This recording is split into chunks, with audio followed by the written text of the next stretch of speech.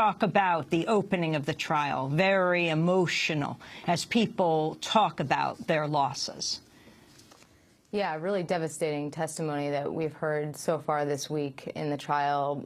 Survivors describing their horrific wounds and the immediate impact of the blast, going from, standing watching the race on a beautiful spring day to essentially waking up in a pile of carnage, finding body parts nearby, looking down at their own bodies and discovering, missing limbs.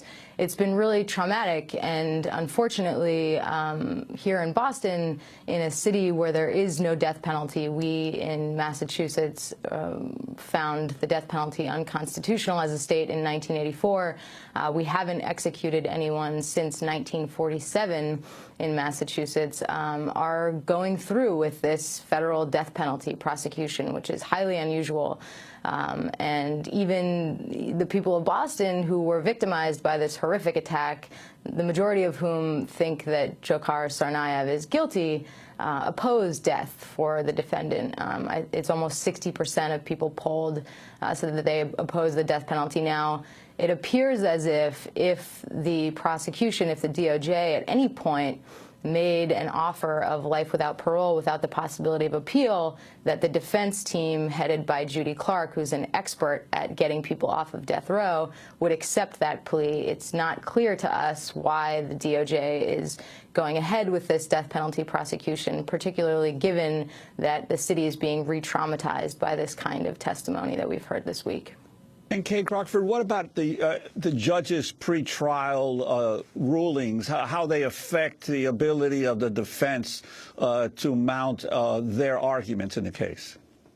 Sure. So one of the most critical rulings that Judge OToole made this week barred the defense from discussing what are called mitigating circumstances. So in that case, the defense's main argument here, it appears, is to suggest that Tamerlan Tsarnaev, Dzhokhar's older brother, was an overbearing, terrifying influence on the young man whose parents had a few years prior moved back to Dagestan and left him essentially in the care of his older brother. Now, the judge has said that the defense essentially cannot address Tamerlan's role in the guilt phase of the trial.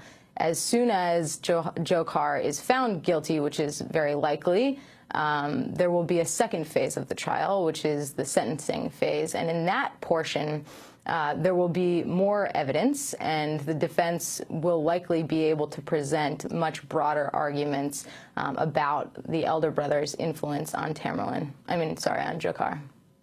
Can you now talk about what's happening in Florida, this lawsuit that's being brought by CARE, and how that relates to the trial? Sure. So one of the main pieces of evidence that Judy Clark and Miriam Conrad and the other federal public defenders, I think, probably want to be able to use in court to illustrate to the jury that Dzhokhar was terrified of his older brother is evidence from a 2011 gruesome triple murder that took place on the 10th anniversary of 9/11, actually, in a quiet Boston suburb called Waltham.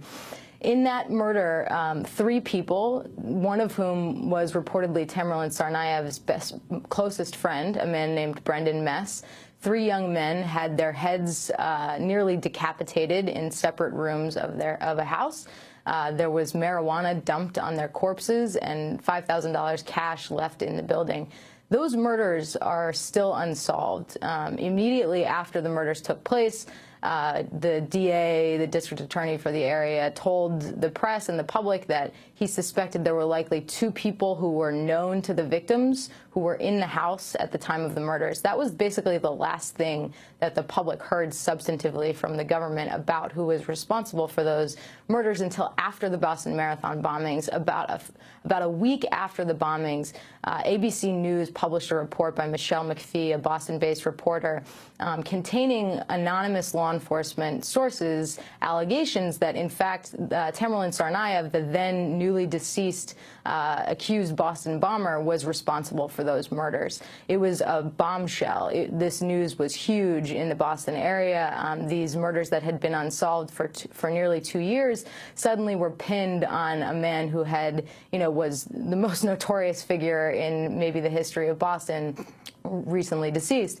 Now, the reason that Todashev, the young man who was killed by an FBI agent in Florida, is connected to this is because just weeks after that initial story in ABC News, we woke up to more shocking news here in Boston, which is that the FBI, along with 2 Massachusetts state troopers, had traveled down to Florida to interview this young man, who was reportedly a friend of Tamerlan's, about his connection to those Waltham murders. And we were told that overnight, during this highly unusual interrogation in Ibragim Todashev's home, we have 20 seconds. The FBI killed him, basically. The strange thing is that in the wake of those murders, even after saying that the FBI had forensic evidence linking Tamerlan to the crime scene in Waltham, in court last year, the DOJ told the public defenders, in fact, we have no evidence linking Tamerlan to those crimes. We're going to have to leave it there, but we'll continue to follow all of these cases.